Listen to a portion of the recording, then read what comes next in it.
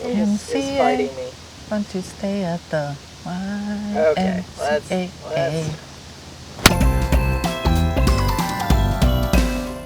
So I have lived in the Chicago area for more than 10 years at this point, and I am a little embarrassed to admit that even though it's only about 45 minutes outside of the city, Indiana Dunes, State Park, and National Parks are not places I've really been to that much. And I think partially it's because I don't really know what's here.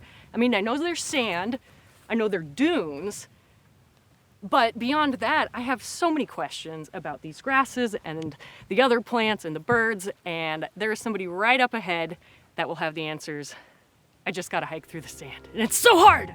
Indiana Dunes State Park is located along Lake Michigan, about 47 miles southeast of Chicago. Founded in 1925, the state park is surrounded by Indiana Dunes National Park, which grew from being a national lakeshore in 1966 to a national park in 2019. It's a whole thing we'll get into later, but for now, I'm headed to the beach to meet with National Park Ranger and dune doctor Erin Argyilan to learn more about how this dynamic landscape came to be. You went to school for geology, for dune science. You're interested in trying to figure out what is happening here at the park from like kind of a scientific background. I actually went to graduate school to study the Great Lakes and more specifically what we call coastal geomorphology. So how are the landforms and the landscapes along the Great Lakes actually formed in response to changes in lake level. So this is like a perfect place for you to be. You are actually working in a living laboratory. Yeah, I'm living the dream. And that's cool from like a geologic standpoint, because when you think about geology, when I think about geology, we're talking about things happening,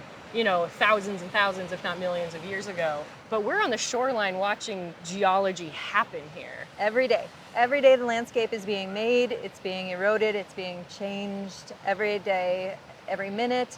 And then here at Indiana Dunes National Park, our geologic history sort of starts with the basin being carved out by the Laurentide ice sheet, which was the continental scale glacier that covered this area during the last ice ages.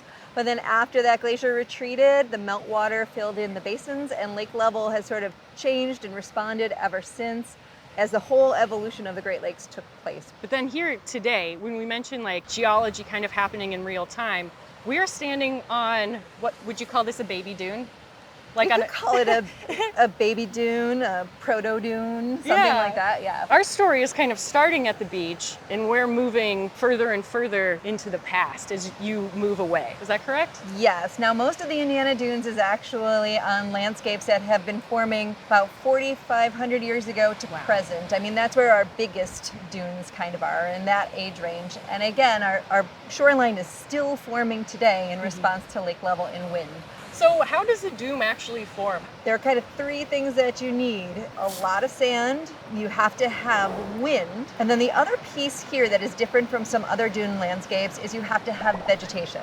So you have these grasses that we're standing in and around. They're literally taking root and trapping the sand as it's being blown up off the water. Correct. They have a really intricate root system. We call them rhizomes. And so this marram grass actually enjoys being buried. It thrives. They'll grow upward as they get buried, which then stabilizes and anchors the dune sand. Sand is pretty simple. It's just a mineral, right? And so once the grass comes in, it will add nutrients, it will trap water, it will trap more sand, and so then you'll start to develop soil.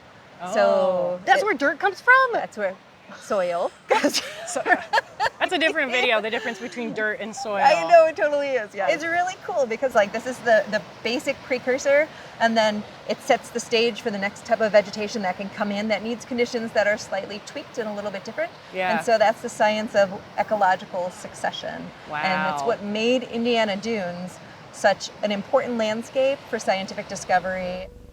Scientists have been interested in this series of dunes because they can be dated from 0 to 3,000 years, depending on how far they are away from the present beach.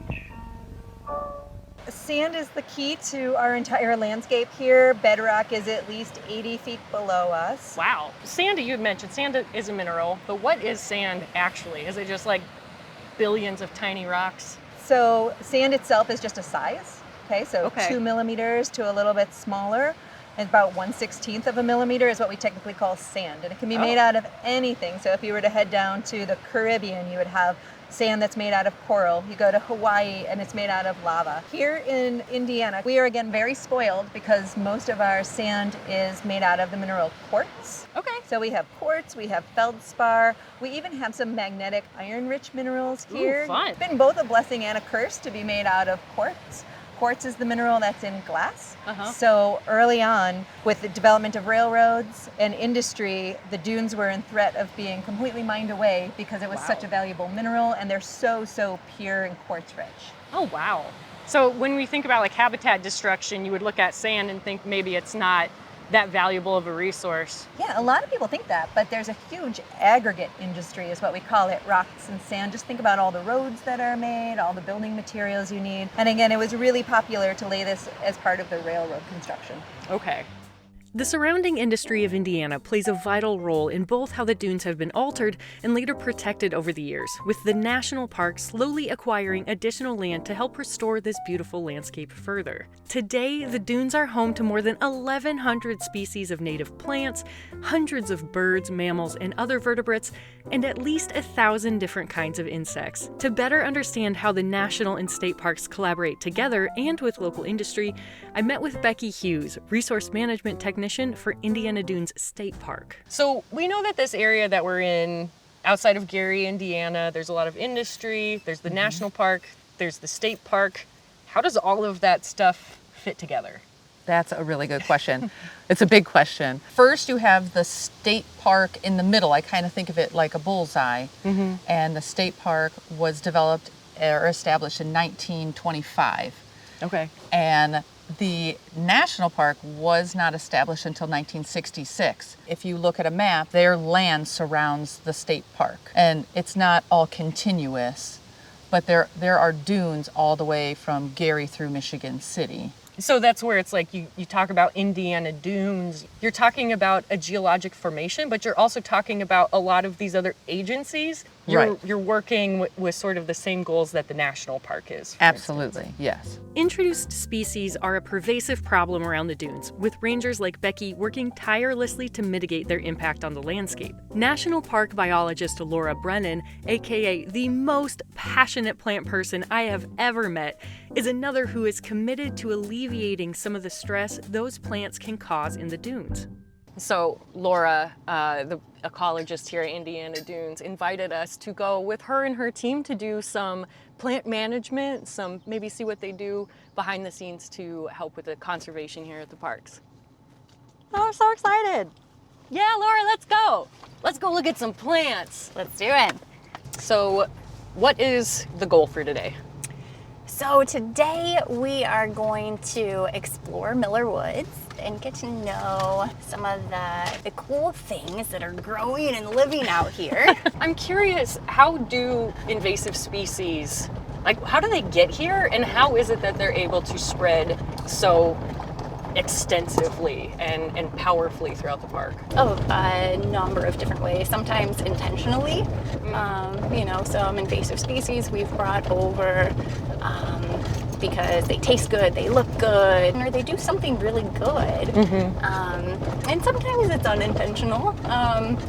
It's not uncommon for people to hop on a plane and be on one side of the world one day and then be on the other side of the world the next day. And maybe you took a hike and got some seed in the cleats of your shoes or stuck to your sleeping bag or your dog. And then the next week you're back in your neighborhood natural area and take a hike and unknowingly you're introducing a non-native species. So in Miller Woods, we say this is 1,000 acres, contiguous, high quality savanna, right? But it's not really contiguous because you can see railroad tracks and right over there is an active steel mill. This is an old rail bed that we're driving on just to access our work site today. And we have a right-of-way bisecting this area. There's another set of railroad tracks and then another set of railroad tracks that are all punctuating this area. And all those vectors, that's another source for invasive species because they really like those edges where they can hop on the train and travel across the country. Surrounding businesses are working with the park to restore the right-of-way for pollinators and lessen their impact on adjacent wetlands. So Laura took me to see how the restoration team's efforts are paying off. Close your eyes. Okay. Imagine you're surrounded by a sea of hybrid cattail Okay. and nothing else. That's not ideal. It's really not. Okay, you can open your eyes Okay, now. I was like, I can do the rest of the interview with my eyes closed.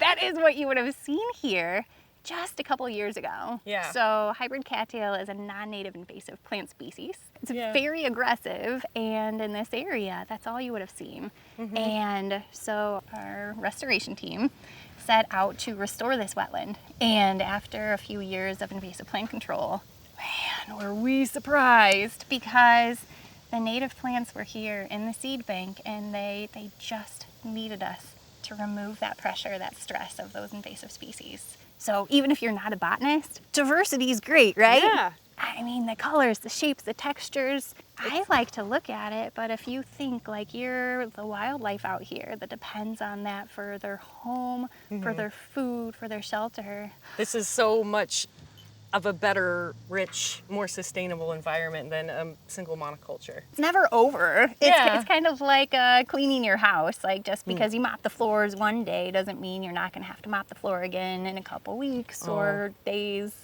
depending on your situation. That's how that works. It is kind of. Oops. So we were walking and you picked this plant. You don't normally pick the plants when you're on a nature hike. This plant doesn't belong here. It's a non-native invasive species called purple loosestrife. Okay. It's pretty. It is really pretty, but it's also very aggressive, and it can produce like millions of seeds per plant. Oh, wow. So it's really, really good at what it does. So this is one species that we're actively managing, but in kind of a different way. So there's a very effective biocontrol agent, a beetle, actually, that herbivorizes these plants. The beetles actually eat so much of this plant that it prevents it from flowering and producing seed. Wow. And so that's reducing both our time and use of chemicals. It's not that I wouldn't say I don't care about plants, but the plant blindness is a real thing, right? Oh, for sure. So how you, as a botanist and ecologist, what do you see when you look at this? Magic. I see so many different plant species, and even though I can't see it, I know that there's so many insects and different birds that make their home here. So I just see abundance and life and diversity and magic. Yeah. This place has changed me. Can I read you one of my favorite quotes? Please do. So this is a quote from Carl Sandburg in a letter to Paul Douglas, who was one of the founding fathers of protecting this very place. So Carl Sandburg wrote, "Those dunes are to the Midwest what the Grand Canyon is to Arizona and the Yosemite to California. They constitute a signature of time and eternity. Once lost, the loss would be irrevocable." Does that not give you the chills? I mean, it actually does give me the chills. It's amazing to me that you can be in Chicago, hop on the South Shore line, and there is a Miller Woods stop. Like, you can get off on the train and walk here. You walk all the way to Lake Michigan. That's wild. I could happily spend the entire day walking around the dunes with Laura, but there was work to be done, so we headed out to meet the rest of her team. Claire, Emily, Claire. It's nice to meet you. Oh, it's so nice to meet you. Since Hank's first video. Oh my God, OG brain scoop. Wow. And Mike and Madeline. These are the, three of the people that are doing the actual on the ground hard work to protect this place. So awesome. In a little bit, we'll see what they're up to. Cool. As the crew gets to work treating non-native species around the wetlands, I stole Zach Lindeman to get his take on habitat conservation in the parks. So I am considered a biological science technician, which means that I am part of the crew that goes out into the units of the park and gets to go and restore them. So you're like on boots on the ground, like literally. Boots on the ground. Boots on the ground. Boots in the water. Yeah. Everywhere. That's Yeah. awesome. And what is this contraption that you're working with? So this is a backpack sprayer. Fun. And one of the tools that we use in this line of work is backpack sprayers with herbicide. And what we do is we go around and we spray invasive species. So you're not just taking this and indiscriminately just like, boom, like pesticide everywhere. No, Miller Woods and the park itself are just filled with rare species, flora, fauna, everything. So everything we do, we want to do and do it carefully. How have you seen this work change? I've been coming to the park for probably around 12 years now. Wow. But it has, gone from wetlands that are filled with Phragmites and cattail to just being filled with different varieties of species. Just to be a part of that is really, really cool. And to go and actually do the work and to then come back like 2 weeks later and see that you've made a difference. Yeah. And that the following year you might even have more success. It's just That's awesome. nothing better. Is this work that you've always wanted to do? So actually, no, I wanted to be a person working in business Yeah. in a cubicle.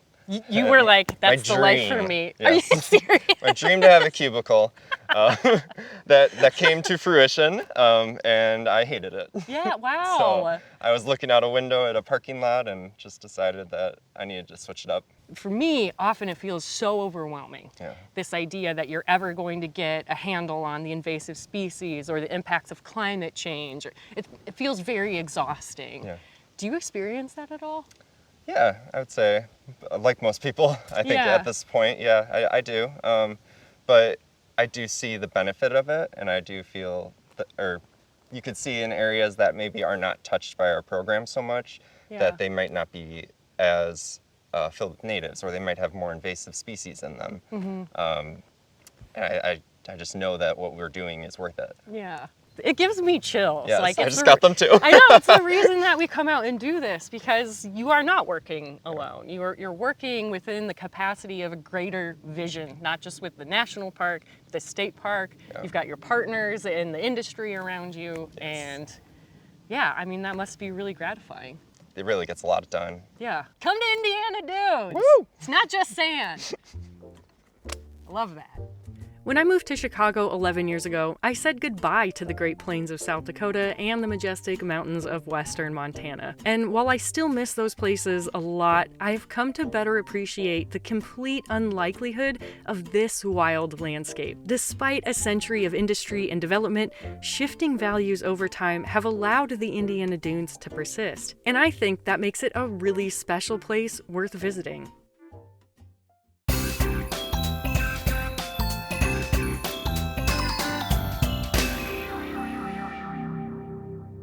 It still has brains on it.